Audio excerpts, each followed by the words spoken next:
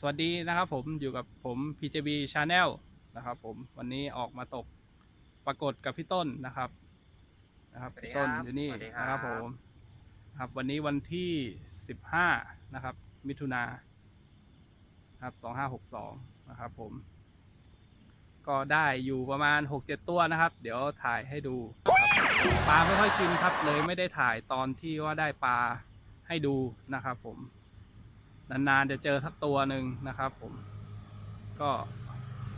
โอเคนะครับสำหรับเหยื่อหมักที่ใช้ก็เป็นเหยื่อ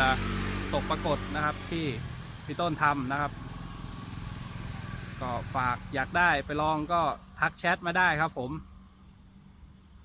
โอเคนะครับผมสักครู่ครับเดี๋ยวถ่ายให้ดูก็สำหรับวันนี้นะครับก็มาคลิปสั้นๆนะครับผมเอา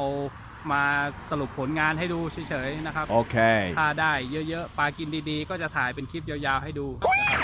โอเคครับผมสักครู่นะครับเดี๋ยวขออนุญาตปรับกล้องแป๊บหนึ่งนะครับนี่นะครับผมก็ที่ได้มาในคืนนี้นะครับก็จะมีไซส์ประมาณ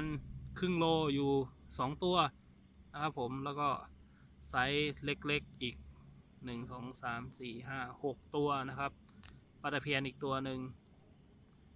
นะครับผมก็จะมีกดคังน้อยนะครับแต่ปรากฏคังตัวไซส์ขนาดนี้นะครับผม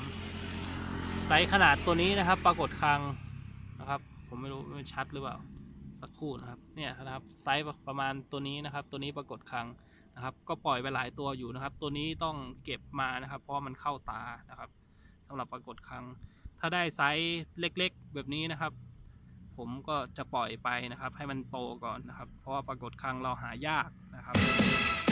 ว้าวโอเคครับผมสุดท้ายนี้นะครับก็ฝากกดไลค์กด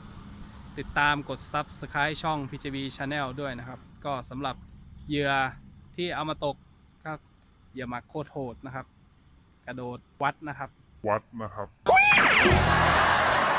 โอเคนะครับผมก็เจอกันทริปหน้าครับผม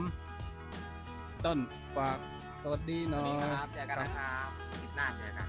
โอเคครับผมสวัสดีครับไปแล้วบ๊ายบาย